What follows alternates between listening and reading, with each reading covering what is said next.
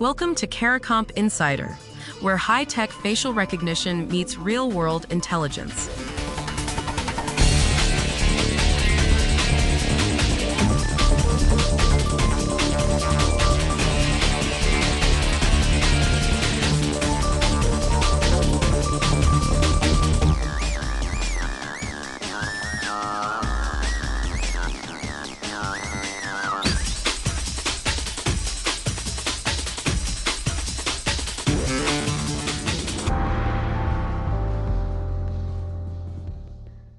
A new deepfake attempt is created every 5 minutes.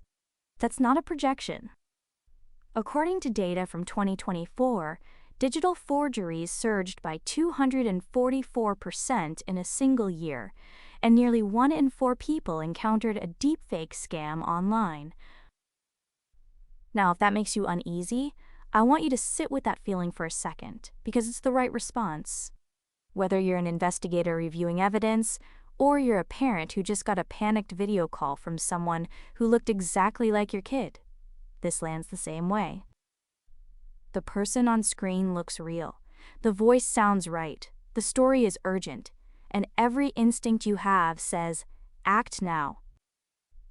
That instinct is exactly what deepfake fraud is designed to exploit. Today, I'm going to walk you through why your eyes are no longer a reliable defense and what actually catches a deepfake when looking harder doesn't work. So why do smart, trained, motivated people still fall for these? Picture this scenario. You're in a parking lot, your phone buzzes, it's a video call from your boss or your spouse or your colleague, someone you recognize instantly. Their face checks out. Their voice matches, and they're telling you something urgent. Maybe it's a wire transfer that has to happen in the next 10 minutes. Maybe it's a security emergency. Your brain does what brains do. It locks onto the narrative, the urgency, the familiar face. And that's the trap. Not because the face is flawless, although it probably is.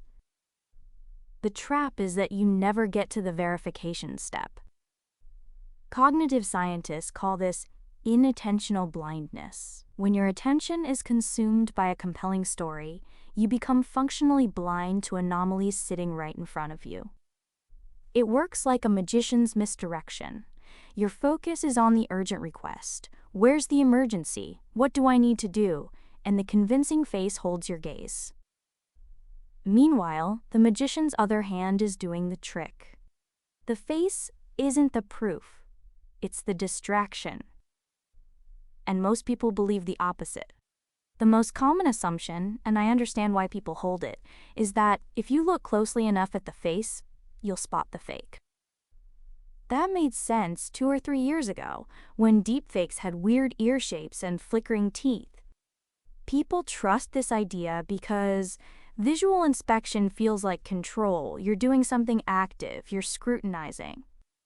But according to research published through the National Institutes of Health, human ability to identify deepfakes hovers between 55% and 60% accuracy.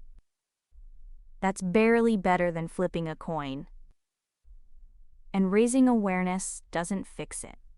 Even offering people money to catch fakes didn't improve their detection rate. Your training, your motivation, your years of experience reading faces, none of it gives you a statistically meaningful edge against current generation deepfakes. That's not a personal failing. That's a technology that has outpaced human perception. So what about the machines? Automated detection tools, the algorithms built specifically to catch synthetic media, they struggle too, just in a different way. According to reporting from the World Economic Forum, state-of-the-art detection systems experience accuracy drops of 45% to 50% when they move from lab conditions to real-world deepfakes. In a controlled environment with clean lighting and high-resolution video, the detector works great. But hand that same system a compressed video pulled from a messaging app, shot in mixed lighting, and its confidence collapses. That gap between lab performance and field performance is where fraud lives. For anyone who's ever been told, we have AI tools that catch this, those tools are real, but they're not the safety net people assume. Meanwhile, the volume is staggering. A study by Pindrop, which analyzed 1.2 billion customer calls, found that deepfake-driven fraud cases surged by 1,300% year over year. That's not a gradual rise, that's an explosion. And the attacks aren't random. Corporate deepfakes are surgical, personalized, contextually perfect, and aimed at the trust networks that make businesses run.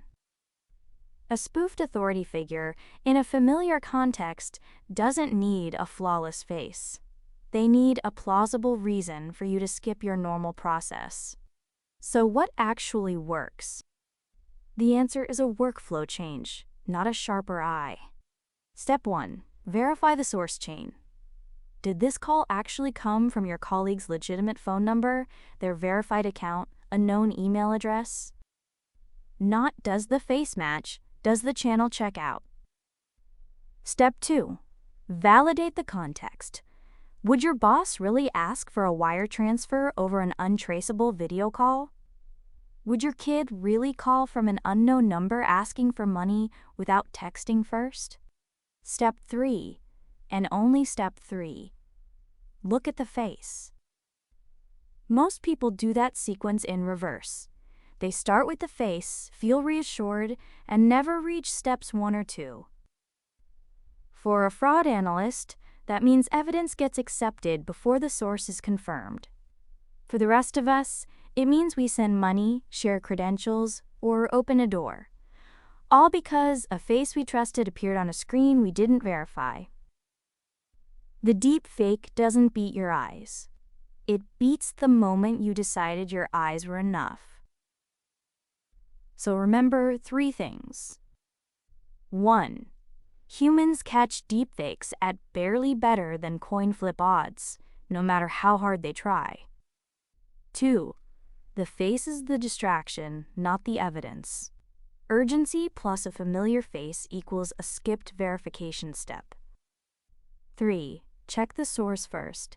Check the context second. Check the face last. Whether you carry a badge or just carry a phone, the defense isn't better vision. It's a better process. The written version goes deeper.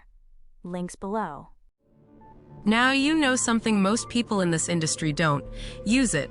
And when you're ready to put it to work, caracomp.com. We'll see you tomorrow.